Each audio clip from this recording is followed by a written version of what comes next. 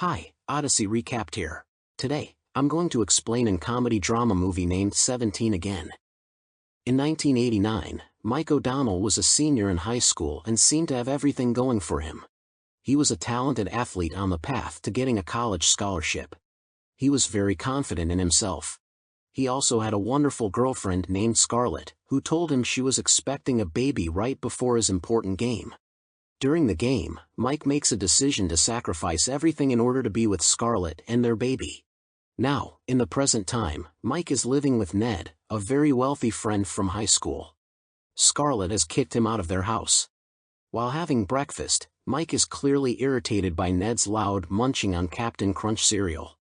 On the positive side, Mike is about to receive a promotion to become a regional sales manager after working in the same job for 16 years. Unfortunately, Mike is passed over for a promotion in favor of a colleague who has only been with the company for 2 months. His boss tells him that he's too valuable to be promoted, adding to his already difficult day. Feeling disappointed, Mike goes back to his old high school and reflects on his basketball achievements and the potential life he could have had. Suddenly, the janitor appears seemingly out of nowhere and engages in a conversation with Mike as if they share a close familiarity. The janitor asks Mike if he would choose to relive his life if given the opportunity. Mike confidently responds, "Yes, I would." As his daughter Maggie arrives, the janitor suddenly disappears. Mike enjoys family time with his son Alex and Maggie, who has been accepted to Georgetown College. When Mike asks about Alex's basketball practices, Alex shows disinterest. Mike's children pay no attention to him, and Scarlett angrily destroys his belongings in the backyard. With their divorce approaching in 2 weeks, she accuses Mike of always making excuses in life, suggesting that he could have had a much better life if he hadn't pursued Scarlett and pursued the scholarship opportunity instead. Mike's life has reached a new low, and it feels like a recurring pattern for him. While driving to Ned's house, his radio malfunctions, and an impending storm adds to the ominous atmosphere. Suddenly, Mike spots the enigmatic janitor standing on a railing, but he disappears as the truck passes by. Upon inspecting the water, Mike witnesses a waterspout and catches a glimpse of his 17-year-old self. In a startling turn of events, he falls into the water. The next morning, Mike cleans himself up at Ned's place and is startled by his youthful appearance. Ned doesn't recognize him and attacks with an axe. They engage in a Star Wars-style battle until Ned sees a high school photo of Mike and realizes who he is. Ned attempts to comprehend Mike's situation by referring to his comics, but it provides no answers. Mike is convinced that the janitor is responsible and decides to search for him at the school. However, he discovers that there's only one janitor, who happens to be a woman.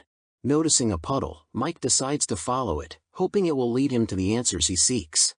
The puddle leads Mike to the basketball court, where he realizes his spirit guide wants him to relive his senior year.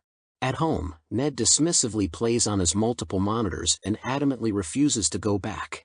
Shortly after, Ned accompanies Mike to the school and pretends to be his father in order to enroll him.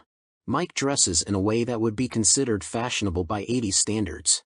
However, when they are summoned to meet the principal, Jane, Ned finds himself captivated by her beauty and struggles to contain his impulses.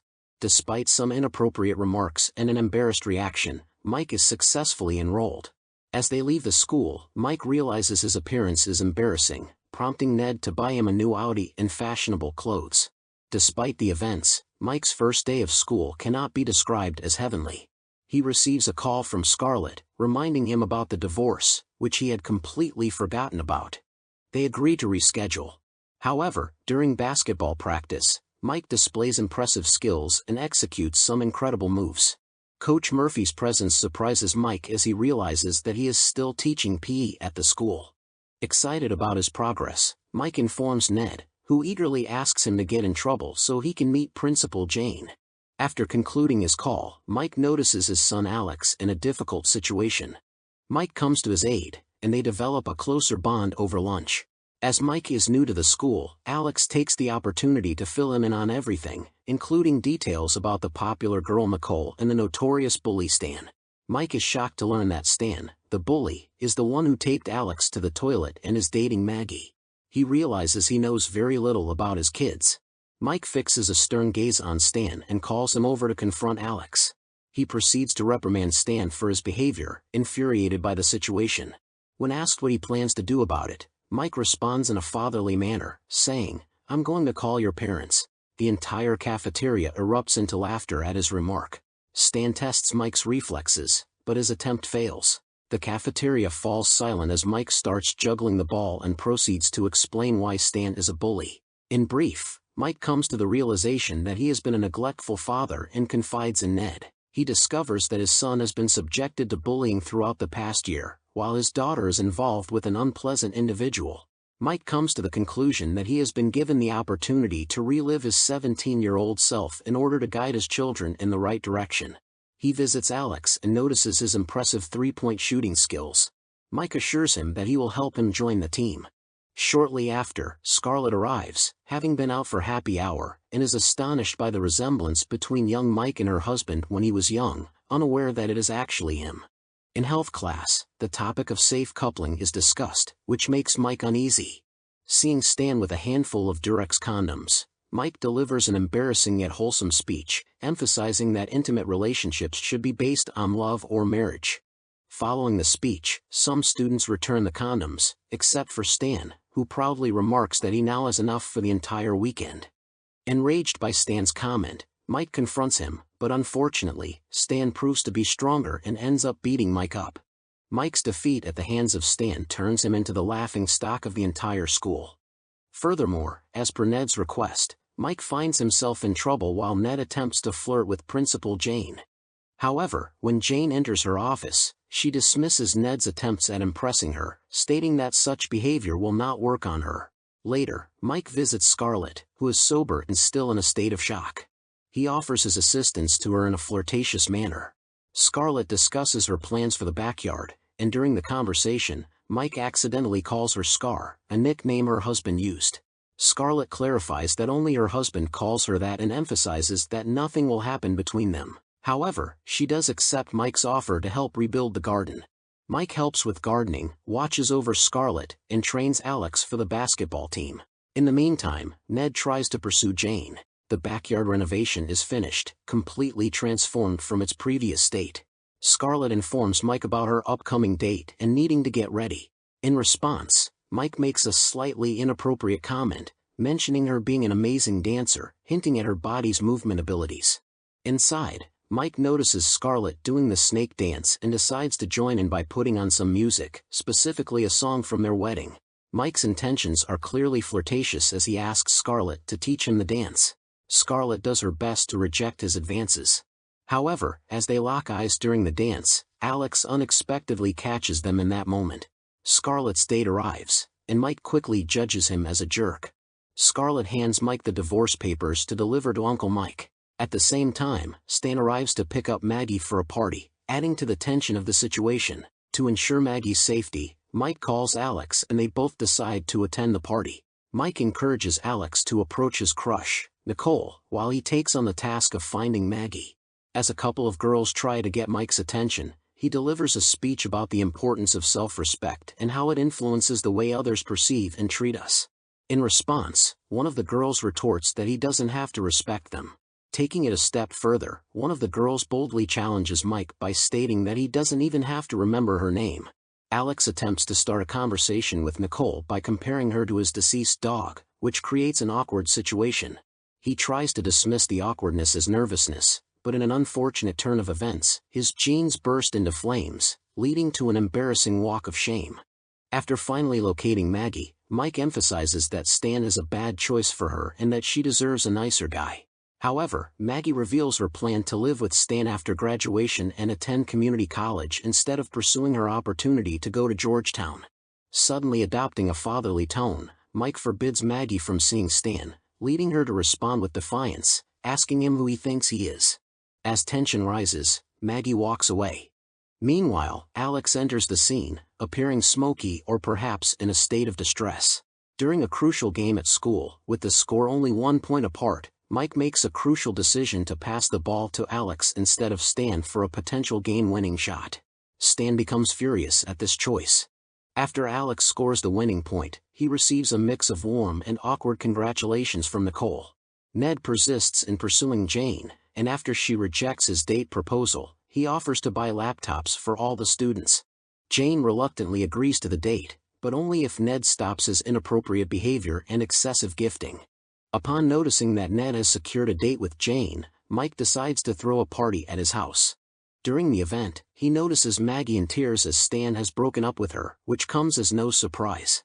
Mike comforts her and delivers a speech about how one day she will meet her soulmate, all while being uncomfortably close to her. In an unexpected turn, Maggie develops romantic feelings for her father, as a 17-year-old, quickly rebounding from her recent heartbreak. The entire school is invited to Mike's party, where Alex and Nicole hit it off. Meanwhile, Ned enjoys his time with Jane and opens up to her, confessing that he struggles to act normal and considers himself a dork. Perhaps with a Lord of the Rings reference thrown into the conversation. As Jane engages in the Lord of the Rings reference, they realize they have a strong connection and continue conversing in the Elvish dialect, deepening their bond. Meanwhile, at the party, Stan attempts to apologize to Maggie, but she firmly rejects him, stating that she is now with someone else. Mike's punch at Stan fails, and Stan knocks him out. When Mike wakes up, he is speaking gibberish and finds himself lying on Maggie's lap. She understands that Mike didn't want her to be with Stan because he wanted her for himself. To lighten the mood, they play a game where Maggie is a lion and Mike is a gazelle. Mike attempts to argue that he is in love with someone else, but when questioned further, he struggles to provide an answer. Meanwhile, Jane and Ned's dinner concludes, seemingly leading to a happy ending. However, Mike's house is now filled with high schoolers, creating a chaotic scene. During the party, Scarlett arrives in search of Alex. Mike shares the positive news about Alex and Nicole with her. When Jane and Ned arrive, Jane takes charge and manages to get everyone to leave the house. In the midst of the commotion, Maggie notices Mike flirting with her mother and becomes upset. Mike attempts to chase after Scarlett, desperate to explain that he is the real Mike and the father of their children. Scarlett angrily labels him as a weirdo and instructs him to stay away from her. To add to his troubles, Maggie and her friends approach Mike and give him a series of slaps, considering him a pervert. Jane informs Mike that the meeting with the student parents cannot happen. Mike apologizes to Ned, who responds by slapping him several times, considering their score even. In the morning, Mike and Ned hop into the Ned Mobile to rush to the court, where Mike needs to be present in just 22 minutes. In court, Mike and Ned's antics lead to them being treated as a joke. However, just as the guards are about to escort them out, Scarlett intervenes and requests that the judge allow Mike to read a letter he claims to have from her husband. Mike proceeds to read a heartfelt and lengthy story about losing his way but still loving Scarlett deeply. Scarlett can relate to the story, creating a significant impact.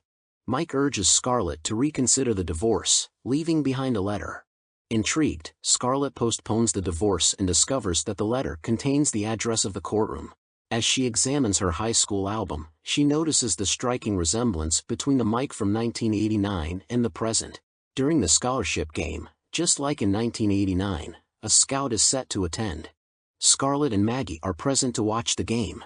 Ned also shows up, seeking another chance with Jane. However, Jane explains that she cannot be seen with her students' parents. In response, Ned humorously claims to wear an invisibility cloak, which captivates Jane and leads to her making a suggestive comment, implying a willingness to engage in intimate activities. Before the game begins, Mike demonstrates a move from his past to Scarlett, triggering a realization that he is indeed her husband, Mike. Just like in the past, Mike pauses with the ball in his hands, creating a powerful moment of recognition between them. Upon witnessing Scarlett's departure, Mike drops the ball and hastily chases after her. His actions imply that if given the opportunity, he wouldn't change a thing and would choose to be with her all over again. Realizing that Scarlett is the best decision he ever made, Mike endeavors to explain the situation to her. Sharing the truth about his transformation into his 17-year-old self and expressing his desire to spend the rest of his life with her. Scarlett and Mike reconcile. Make sure you subscribe and turn on the notifications so you can watch more videos like this. Thanks for watching.